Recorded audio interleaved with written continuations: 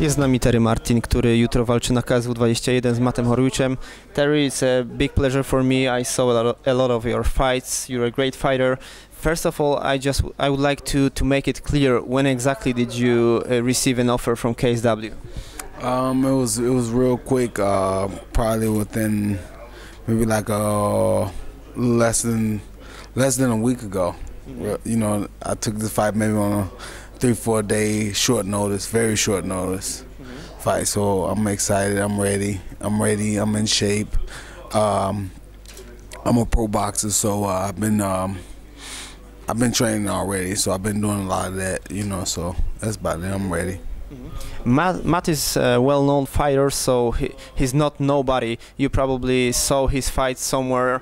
Did you had a chance? Did you had some time to do some research, and what did you find out about him? He's I mean, he's a tough fighter. I really can't say that much about him, but he's, you know, tough. I mean, you know, he gotta be something. You know, he fight me, stepping in the ring with me. So, you know. And you never been submitted, and he was never KO'd. How would you like to change it on Saturday night? Oh, it will be changed. It will be changed. We working a lot on I'm a pro boxer. All my wins by way of knockout.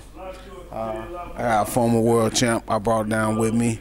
I'll be a world champ. So I'm excited. I'm ready. You know, been working a lot on my hands, a lot. You know, so I'm excited. You know.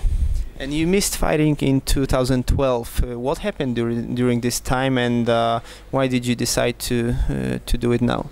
I've been, like I said, I've been doing a lot of boxing, pro boxing. Been working on a lot of my hands, you know, and that's about it. You know, I still been fighting, but I just wasn't fighting MMA. I've been off the scene with the pro boxing. You know, I got all my wins by way of knockout, so that's what I've been doing. I've been concentrating upon my boxing, getting my hands together, and whatnot. So that's about it.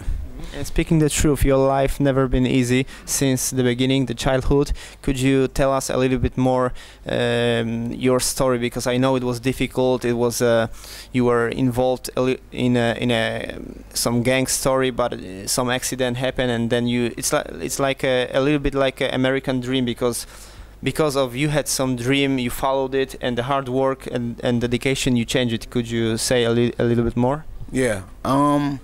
I had got shot up when I was 16, and the weirdest thing, I dreamed about it the day before I got shot. I had dreamed about that I was getting shot, and the next day I get shot up. The guy, he was trying to kill me, you know.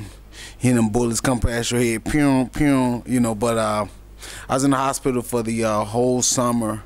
One of the bullets collapsed my lung. I still got a bullet enlarged in the lower part of my back. I got one removed out of my leg a few years ago. You know, it's like that when you grow up on the west side of Chicago, which is a very, very bad neighborhood. You know, so you know, I've been born and raised there. You know, just now, some years ago, I moved to Oak Park. You know, and I was out there with my wrestling coach out there in Maywood when I was wrestling for Triton, and when I got shot up, you know, I just changed my life around. I started wrestling, and I went to Triton, and then I ended up going to Northern Illinois University, which is a Division I wrestling school. It's tough. A lot of people don't know. Like Chill's son, I beat him on the takedowns. I broke him. He took me down one time. I took him down like 10 times. People don't even know that. A lot of people thinks that I can't wrestle. A lot of people don't know it's tattooed on my back. You know, I'm a collegiate Division I wrestler. I'm very good. You know, people don't know that though. You know, because I'm always, you know, knocking people out. But you know, it changed my life around, and I just stayed more focused I dedicated myself to the art of wrestling, and it just kept me busy, kept me from off the streets, and that's it, you know. And you're quite educated man, and you're a candidate for doctoral from psychology. Is this the way for you to have a way B in case of something happens with the career? Yes, you know, for me fighting, and I really didn't have nothing else to do, so I just continued my education. I got my master's. I'm not in school this semester, but I was pursuing my doctoral in psychology. A lot of people don't know that because everybody thinks, oh, because you're a fighter, you're dumb. They think every fighter is like, oh, we're dumb, you know. But a lot of people don't know that I'm highly educated. You know, I have like 3 college degrees. You know, I have something to fall back on. I can go and I can get a job now. You know, a lot of people don't know that. You know, but you know, I'm very blessed. You know, I have something to fall back on. You know, a lot of people really can't say the same. You know, for instance, I'm in a grad program. There's nothing but women there, and I just go and I sit in the class, and this one lady, it was a fight. It was a UFC fight over the weekend, and the class meets up on like a Wednesday nights. And I come in, I sit down in the classroom, and she comes in and she's like taking pictures. She's like, "Oh my God, it's you," and I'm looking like, what? Because I never told the class that I fight. And she was like, "My husband and I watch you, and I swear to him that I got a class with you," and he didn't believe me. So she took a picture and sent it to him, and like, it's him. He goes to class with me, and the guy was like, "No way." The guy didn't believe her. So it was real nice, you know. So I took a picture with her and signed an autograph or whatnot. So it was okay, you know. And is this the truth that you use your experience from the past and you help other people, the young children, and you use your fame to educate them and help them to with their lives? Yes, I feel that's a blessing for me to come back and talk to the kids that was like me, that was deprived, because I couldn't play basketball, I couldn't play football, was too cold. I played football, it was too cold. I just couldn't do nothing. As far as athlete wise, I couldn't do nothing. But I started wrestling my sophomore year of high school, and for you to get a scholarship to a Division I school, that's tough. That is tough. So I had to like I come through a lot of obstacles, you know, a lot, you know, for you to sit up there, and I got shot my junior year, so I really couldn't wrestle.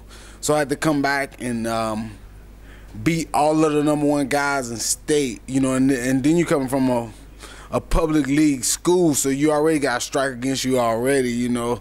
But I beat a lot of people who beat me in high school, and I tell people, if I did, I know you can do it, because I wasn't in high school. I wasn't that bright, you know. I wasn't, you know. And I tell everybody, you know, if I can do it, I know you can do it, you know. So, and I like to motivate everybody, you know.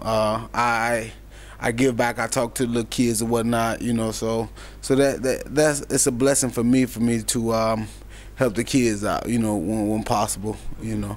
And at the end, I know it's a difficult question, it's a difficult topic, but at the end of the day, it's media work. I would like to ask you about those 2 medical tests you didn't pass during your career. Is this something you could share a little bit more, or you want to leave it behind? I would leave the medical stuff behind. You know, it was crazy. Everything is cleared up now, so we're okay. We're okay now, you know. Yeah, it happens. But like I said, man, you know, you live from it. You know, it was a lot of mistakes. A lot of stuff that could have been avoided, you know. But from me taking fights on, like today, like on a short notice, but everything is okay. So I'm ready. I'm excited. I'm ready to get after it, you know. So that's about it. So thank you very much for all the answers, and I wish you much luck tomorrow night. Thank you so much. Thank you so much. Thank you.